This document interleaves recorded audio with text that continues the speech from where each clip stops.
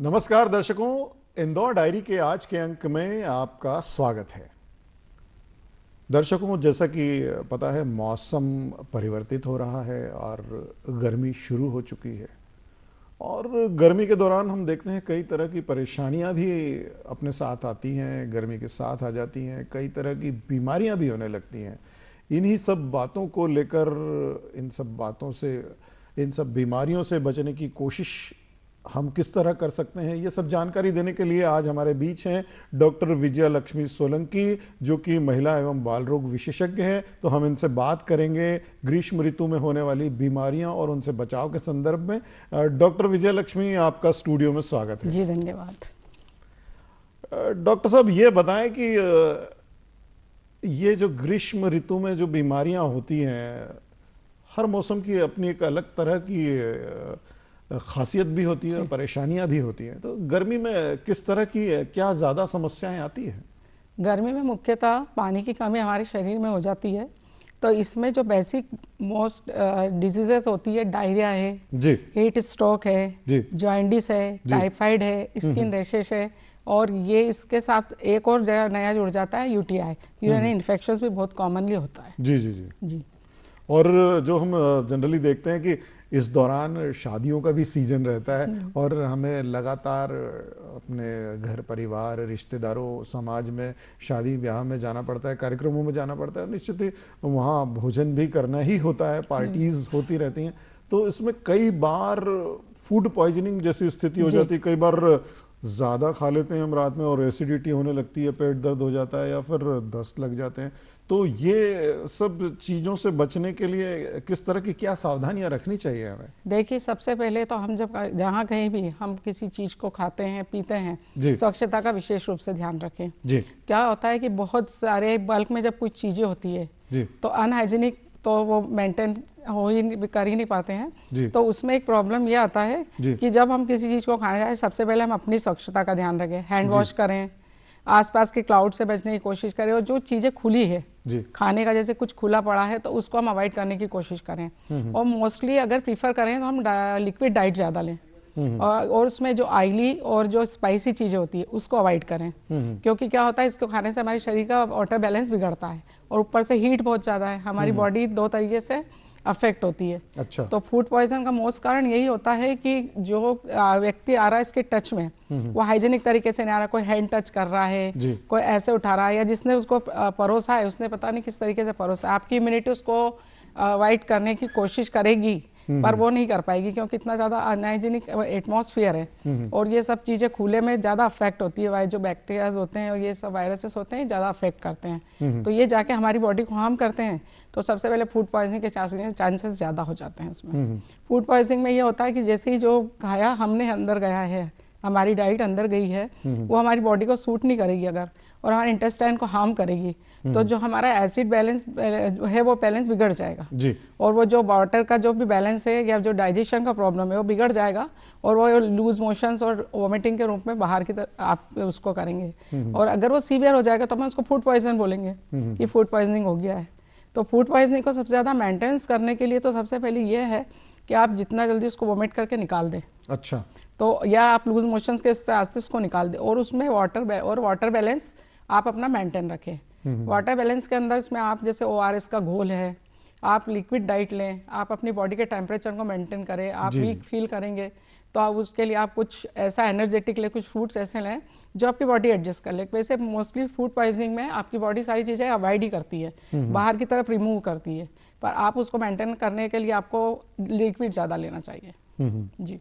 तो फिर तो ये होगा कि हम शादी ब्याह में अगर जाएंगे तो हम खाना ही नहीं खा पाएंगे। नहीं, आप जाइए ना, आप हाइजीन का ध्यान रखिए, आप अपने आप को भी नीट एंड क्लीन एटमॉस्फेयर में रखिए, आप खुद हाइजीनिक रहिए, और ये देखिए कि वहाँ का जो है वो सारा किस तरीके से वो मेंटेन कर रहे हैं, वो प्रॉपर प्लेटें धुल रही है, यानी वो जो कट के उन्होंने फ्रूट्स रखे हैं या जो सैलेड रखा है वो प्रॉपर तरीके से क्लीन है या नहीं है, जो खाना बना है वो बहुत स्पाइसी तो नहीं है। ये चीज़ थोड़ी सी आपको अपनी सेहत के लिए आपको खुद को ध्यान रखना पड़ेगी। अच्छा, ऐसे भी कहते हैं कि जो सलाद रहता है मोस्टली इन पार्टीज में, शादी ब्याह में, तो वो सुबह से काट के रख लेते हैं, तो वो क्या ज़्यादा समस्या पैदा कर सकता है? ऑफ कोर्स, क्योंकि उसमें जो फ्रूट्स होते हैं या जो अपने सैलेड के रूप में ककड़ी ये सब होते हैं, ये वाटरी भी होते हैं और ग्लूकोज भी इनमें नेचुरल ग्लूकोज होता है जो ये खुला जब काट के आप रख देंगे तो थोड़े समय बाद हर चीज में फर्मेंटेशन होने लगता है। फर्मेंटेशन होने से क्या होता है कि मोस्टली अगर आपने क्लीन करनी करा है और बैक्टीरिया या कुछ भी वायरस मौजूद है उनको एक फेवरेबल कंडीशन मिल जाती है तो वो उसमें ग्रो होने लगते हैं। आप मॉर्निंग में काटेंगे, आप नाइट तक वो करेंगे तो नेचुरली इतने समय में कुछ ना कुछ फर्मेंटेशन हो ही जाएगा जो आपकी बॉडी के लिए हार्मफुल रहेगा।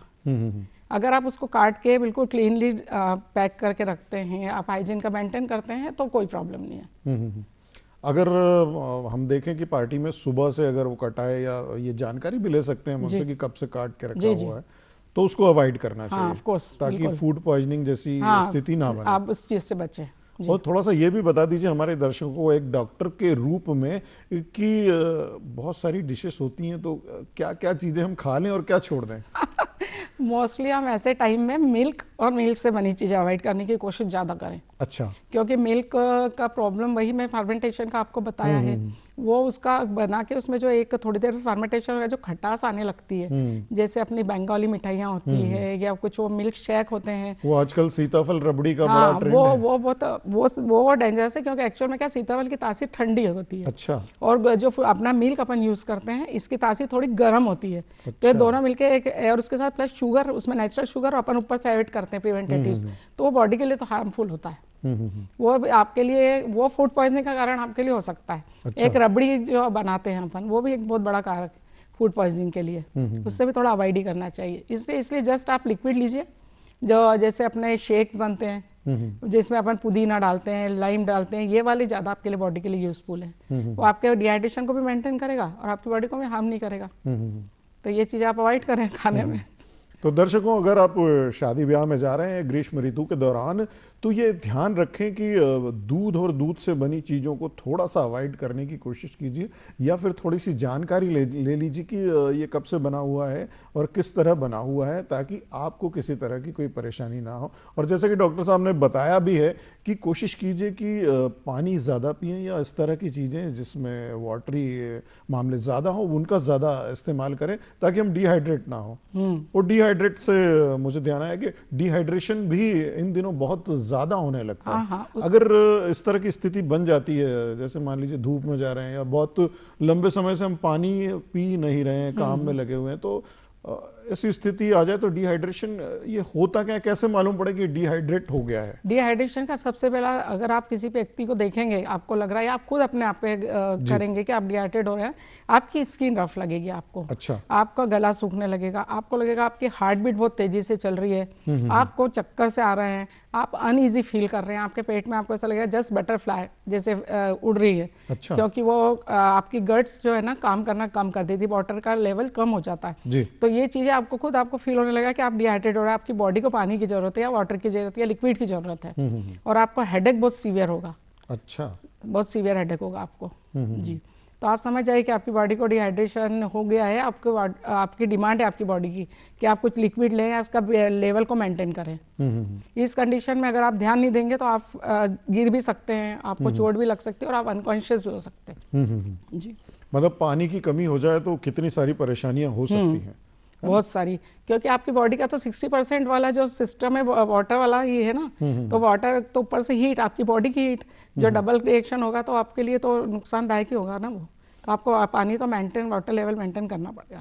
तो गर्मी ही नहीं, वाटर लेवल का तो हमें लगता है कि हमेशा ही ध्यान रखना चाहिए कि शरीर को एक निश्चित मात्रा में पानी की जरूरत होती है। हमको 2 या 3 बॉटल पानी तो पर डे पीना ही चाहिए। 2 या 3 लीटर। हाँ, 2 या 3 लीटर पानी पीना ही चाहिए।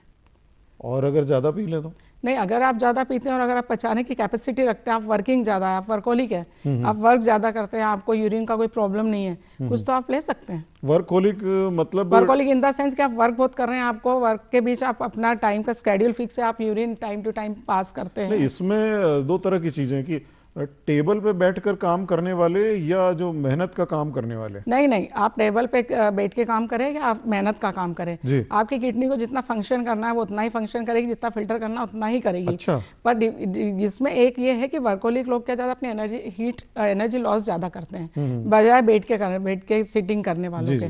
तो थोड़ा सा उनकी डिमांड ज्यादा हो सकती है, वो वर्किंग जो भाग दौड़ कर रहे हैं उनकी डिमांड ज्यादा हो सकती है थोड़ी पानी की। तो देखा जाए तो जैसे मान लीजिए मुझे प्यास लगी है और मैंने पानी पी लिया तो हम जनरली तो यही सोचते हैं कि बॉडी को जितनी जरूरत है वो प्यास के माध्यम से बता देती है, पर अब दिन में अगर मेरा 3 या 4 ग्लास में ही काम हो गया है, तब ऐसी स्थिति में भी मुझे 3-4 लीटर की जरूरत है या 3-4 ग्लास काफी है? नहीं, तब भी आपको जरूरत है। ये आप एक तरीके से अपने मन को सेटिस्फाइड कर रहे हैं कि मैंने 3-4 ग्लास पानी पी लिया, मतलब सेटिस्फैक्ट्री लेवल पे हूँ।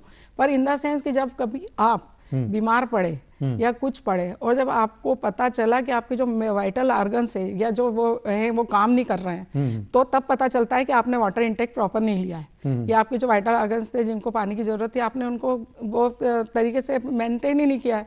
आप सेटिस्फाइड थे कि 4 ग्लास में आपने पानी पी लिया, आपका काम किडनी का प्रॉब्लम आएगा, आपको डाइजेशन का प्रॉब्लम आएगा, आपको स्किन रैशेस होने लगेंगे, आपको हेडेक होगा, बहुत सारी चीजें जो आपको शो करेगी कि आपका वाटर लेवल प्रॉपर नहीं है। जी, तो दर्शकों, हमें पानी पीने का तो ध्यान रखना ही चाहिए, सभी डॉक्टर्स हमें यही सलाह देते हैं, और डॉक्टर विजया लक्ष्मी चौकसे ने भी यही सलाह दी है कि बॉडी को डिहाइड्रेट ना होने दें।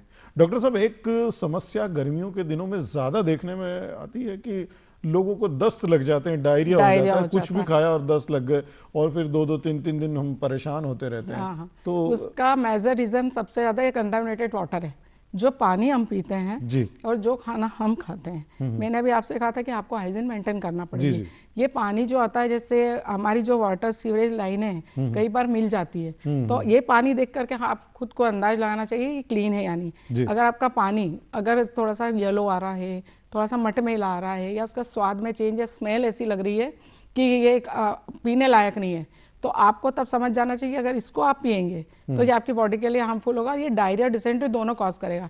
डायरिया तो मोस्टली बच्चों में हो ही जाता है, क्योंकि हम 6 महीने के बाद पानी स्टार्ट करते हैं, और हम भले ही कहते हैं कि हम बॉइल वाटर बच्चों को दे रहे हैं, छोटे बच्चों को, पर वो हमको टेम्परेचर का एक्यूरेटली पता नहीं होता है कि हमने कितना बॉइल किया है और हमको कितना इसको पानी देना। एक कॉज बच्चों में वो हो जाता है। और जो डायरिया होता है ये बैक्टीरियल और वायरल दोनों होता है। मोस्टली बच्चों में वायरल होता है, बड़ों में बैक्टीरियल होता है। तो इनमें क्या अंतर होता है, बैक्टीरियल और वायरल में क्या? जो बच्चों को मोशंस होते हैं जी, जो फ्योती होते हैं, पानी होते हैं, एकदम स्पीड से होते हैं, वो सब वायरल है। अच्छा, जो वायरस की वजह से बहुत प्रेशर से हो रहा है। प्रेशर से होते हैं, और फ्रॉती होते हैं, जैसे झाग आता है, ये आता है, ये मोस्टली होता है। जो बड़े लोग होते हैं इनमें बैक्टीरियल होते हैं, क्योंकि पानी हम कहीं से भी लेके कहीं भी पी लेते हैं, तो इसमें जो बैक्टीरियाज होते हैं वो हम लोगों के लिए मतलब वो जिम्मेदार होते हैं। तो जिम्मेदार होने के लिए क्या होता है, वो जैसे ही गट में जाते हैं, इंटेस्टाइन में जाते हैं, और वो जाके वहाँ पे उनके टॉक्सिसिटी फैलाते हैं। तो आप बच्चे और बड़ों के इसमें ये एक डिफरेंसेस आ जाता है कि हम उसको, बच्चों को तो हम उसको IV दे करके माँ का दूध और इससे सब मेंटेन कर लेंगे, पर हम बड़ों को उसके लिए फ्लो करने के लिए हमको एप्रोबायोटिक, ORS और अपने इसके खाने पीने का ध्यान रखना पड़ेगा जी।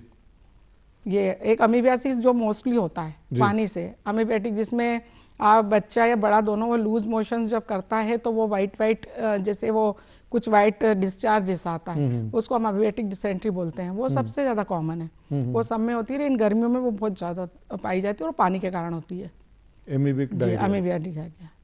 और ये आगे जाके हैजे की भी, हाँ, ये जस्ट रूप हैजे का है। ये उसके साथ प्लस क्या होता है, जब हम पानी के साथ हमने कुछ इंटेक लिया, खाना लिया है जो कंटामिनेटेड है, तो दो चीजें एक साथ मिक्स हो जाएगी ना, तो हैजा हो जाएगा। हैजा इन द सेंस कि इंटेंसिटी बढ़ गई है, वो जो आपको टॉक्सिसिटी है उसकी इंटेंसिटी बढ़ गई है, तो वो दोनों मिलकर के जो इसका फ्लो बढ़ाएगी ना, वो हैजे के रूप में कन्वर्ट हो जाएगा। हैजा इन द सेंस कि आपको, आप मुंह से भी निकाल रहे हैं और उल्टी भी हो रही है, आपके स्टूल भी पास कर रहे हैं, और आपकी बॉडी का जो वाटर लेवल है वो कम होता जा रहा है। उस स्थिति में आप बहुत डिस्कम्फर्ट हो रहे हैं, आपको बिल्कुल कुछ समझ नहीं आ रहा, आप अनकॉन्शियस हो रहे हैं, और ये कंटिन्यू हो रहा है, तो ये जाके फॉर्म हैजे का रूप ले लेता है। और इसके लिए जो एक डिसाइडेड फैक्टर होता है, जो हैजा होता है, विब्रियो कॉलरा करके एक वायरस होता है जो पानी के अंदर पाया जाता है, वो ज्यादा इफेक्टिव मतलब एडल्ट लोगों को करता है, क्योंकि बच्चे इतना इंटेक नहीं लेते हैं, तो ये हैजे का रूप ज्यादा। और वो जाके अगर किसी पर्टिकुलर एक जहाँ से सारे लोग यूज करते हैं और उसको वो सब लोग लेते हैं, तो वो एक एपिडेमिक का रूप ले लेता है, ये बहुत सारे लोगों को वो हो जाता है, तो हम उसको हैजा बोलने लगते हैं। अब मान लीजिए किसी के साथ ऐसी स्थिति आ गई और उसे हैजा या डायरिया इस तरह की कोई बीमारी हो गई है, परेशानी आ रही है, तो उसे क्या करना चाहिए? उसे सबसे पहले तो अपने आप को बिल्कुल एक सेफ जोन में ले जाना चाहिए। Safe zone in the sense कि अगर हम घर में मौजूद है, अभी हम डॉक्टर के पास जाने के लायक कंडीशन में नहीं है, तो आप अपने घर में ORS सॉल्यूशन बनाएं, अच्छा। सबसे पहले वो बनाने का तरीका, 1 चुटकी नमक और 1.5 चम्मच शक्कर मिला करके उस पानी को आप जितना ले सकते ले।